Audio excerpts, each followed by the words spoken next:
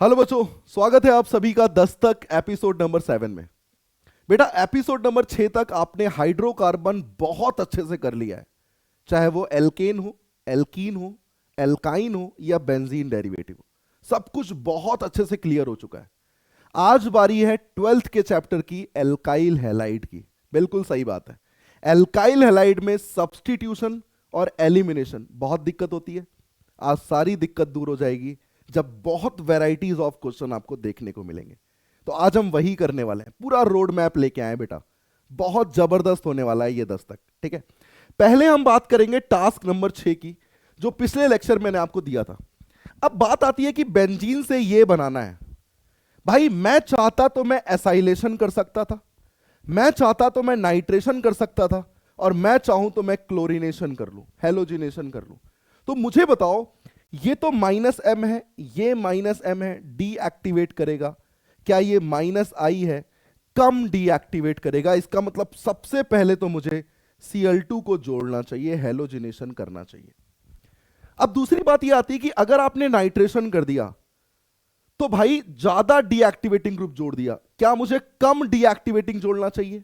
और सब कुछ ऑर्थो पैरा पे लगा है, तो क्या रीजन बिल्कुल सही है कि मैंने पहले हेलोजिनेशन क्यों किया, देन मुझे करना चाहिए एसाइलेशन। और एसाइलेशन का प्रोसेस भी हम सब जानते हैं। एंड द लास्ट में करना चाहिए नाइट्रेशन, जो कि क्या है, मिक्स एसिड है, HNO3 प्लस H2SO4। काफी सारे बच्चों ने बिल्कुल सही आंसर दिया है, उन्हें बहुत बहुत बहुत ढेर सारी बधाई हो बेटा। ऐसे ही करते रहिए, रिएक्शन आपके कदम चूमेगी बेटा, मैं बता रहा हूं आपको, ठीक है।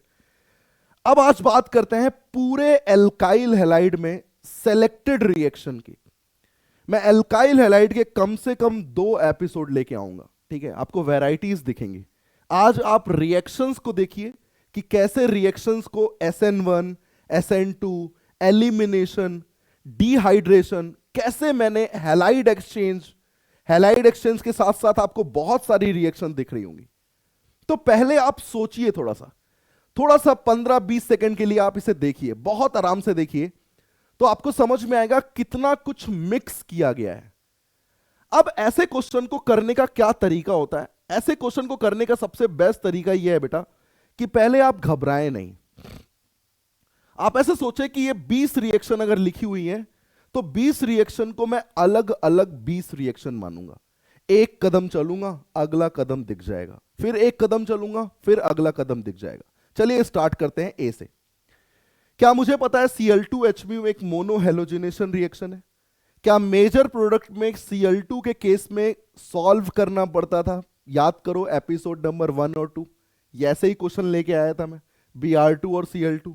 तो बेटा Cl2 में आपको सॉल्व करना पड़ता है, और बड़ा फेमस है ये 2 डिग्री वाला जीत जाता था। और अगर मैं ब्रोमिनेशन की बात करूं तो ब्रोमिनेशन में सॉल्व नहीं करना है, इसका रेशियो ये बताता है कि टर्शरी ही मेजर आने वाला है। क्या आप ये दोनों प्रोडक्ट आराम से समझ गए? आइए ए से बढ़ते हैं आगे। ए से पहले हम नीचे की तरफ आते हैं। क्या मुझे दिख रहा है strong nucleophile NaOH, Na plus OH minus, और साथ में पोलर ए प्रोटिक सॉल्वेंट? क्या ये हिंट है बेटा? क्या ये हिंट है SN2 का? और जब SN2 का हिंट है तो क्या SN2 में शिफ्टिंग होती है? नहीं, एक ही स्टेप रिएक्शन होती है, शिफ्टिंग नहीं होती है। इसका मतलब OH वहीं पे लग जाएगा। बहुत बहुत शानदार, आराम से। वाटर, क्या वीक न्यूक्लियोफाइल है, पोलर प्रोटिक सॉल्वेंट है? क्या ये SN1 है?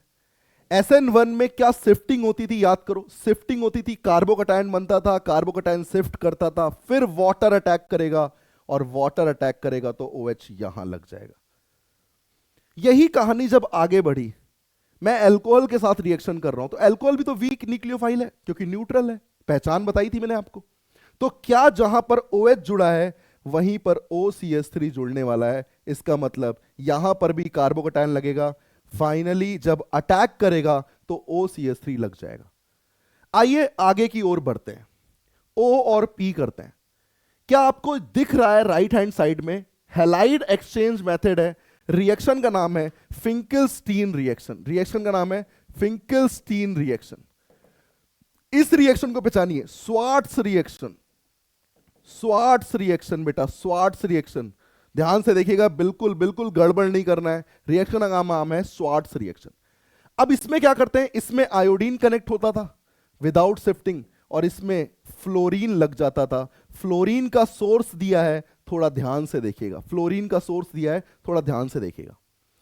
इसी ए के साथ आइए KLMN करते हैं बहुत आराम से। क्या मुझे दिखना चाहिए कि KCN से सब्स्टिट्यूशन होगा, लिविंग ग्रुप अच्छा है निकल जाएगा, लेकिन अटैक कौन करेगा? K प्लस है, CN माइनस है, इसका मतलब C पे नेगेटिव है और यही नेगेटिव जाके अटैक कर देगा। इसका मतलब यहां क्या लग जाएगा? CN। बात यह आती है कि जब मैं रिएक्शन कर रहा हूं तो मुझे बताइए AgCN वाले केस में क्या मुझे क्लियरली पता है कि Ag और CN इस तरीके से जुड़े होते हैं? तो ये कोवैलेंट कैरेक्टर आता है, तो क्या N अटैक करता है? इसका मतलब यहीं पे NC जुड़ जाएगा। यहीं पे क्या जुड़ जाएगा? NC जुड़ जाएगा। यही खास बात KNO2 और AgNO2 में होती है। सबसे इंपॉर्टेंट चीज है बेटा KNO2 का सही रूप से दिखना। K प्लस होता है, ONO होता है। तो बताओ कौन अटैक करता है? O minus. कई बच्चे गलत करते हैं, NO2 जोड़ देते हैं। तो बताओ यहां पर क्या जुड़ना चाहिए? ONO। इसका मतलब यहीं पर ONO जुड़ जाएगा। और जब हम AgNO2 करेंगे तो क्या Ag के साथ जब ONO का बॉन्ड है तो अब O तो नहीं अटैक करेगा क्योंकि कोवैलेंट कैरेक्टर है, तो अब अटैक कौन करेगा? N। इसका मतलब द फाइनल आंसर यहां पर NO2 आ जाएगा। तो गलत मत करना, ONO लगता है KNO2 में और AgNO2 में लगता है NO2। ये चार रिएक्शन बहुत फेमस है। क्या आप राइट साइड को क्लियर कर चुके हैं? आइए लेफ्ट साइड को चलते हैं। लेफ्ट साइड में आपको दिख रहा है कि आपने टर्शियरी लगा के मेजर बना दिया है। क्या आपको ये दो रिएक्शन दिख रही हैं? एक रिएक्शन है बल्की बेस और हीट के साथ, एक रिएक्शन है नॉर्मल बेस और हीट के साथ। आपने E2 में यह पढ़ा होगा कि जब बल्की बेस के साथ हीट आती है तो बल्की बेस एलिमिनेशन रिएक्शन E2 को शो करता है, और E2 में हमें उस बीटा के हाइड्रोजन को निकालना होता है जो लेस हिंडर्ड होता है। लेस हिंडर्ड का मतलब क्या वो बीटा कहीं ना कहीं, क्या वो बीटा 1 डिग्री का होगा या 2 डिग्री का होगा? 1 डिग्री का होगा। और जब 1 डिग्री का होगा तो एल्कीन ये बनेगी। और यही नॉर्मल बेस है, E2 तो ये भी करेगा, स्ट्रॉन्ग बेस है E2 तो ये भी करेगा, लेकिन यहां पर स्टेबिलिटी ऑफ एल्कीन देखी जाएगी। यहां पर क्या देखी जाएगी? Stability of alkene. बहुत ध्यान रखिएगा, बल्की बेस अगर है तो लेस हिंडर्ड बीटा, और नॉर्मल बेस है तो स्टेबिलिटी ऑफ एल्कीन। आइए इस ओर बढ़ते हैं, यही बच रहा है बेटा। क्या अल्कोहल का हीट दिया हुआ है, मतलब ये डिहाइड्रेशन प्रोसेस है, मतलब ये क्या है? डिहाइड्रेशन है। लेकिन मैंने 3 क्यों लिखे हैं? मैंने 3 रिएक्शन इसलिए लिखी हैं क्योंकि यहां पर हमें समझना होगा कि कहां पर E2 मैकेनिज्म होगी, कहां पर E1 से डिहाइड्रेशन होगा और कहां पर E1 CB से होगा। बेटा हिंट के लिए मैं बता दूं, वैकेंट ऑर्बिटल अगर देखो ना तो तुरंत E2 मैकेनिज्म लगा देना। कौन सी मैकेनिज्म लगा देना? E2। और अगर स्ट्रॉन्ग एसिड और H+ देख लिया, इसका मतलब E1 मैकेनिज्म। एक लौता है थोरियम डाइऑक्साइड, एक लौता है E1 CB। बताओ E2 में स्टेबिलिटी ऑफ एल्कीन बनती है कि नहीं बनती? और स्टेबिलिटी ऑफ एल्कीन में क्या यहां पर ये एल्कीन बनने वाली है? क्या H+ हीट E1 मैकेनिज्म के थ्रू क्या कार्बोकैटायन बनेगा? कार्बोकैटायन शिफ्ट करेगा, और शिफ्ट करने के बाद जब एल्कीन बनेगी तो यही बनेगी।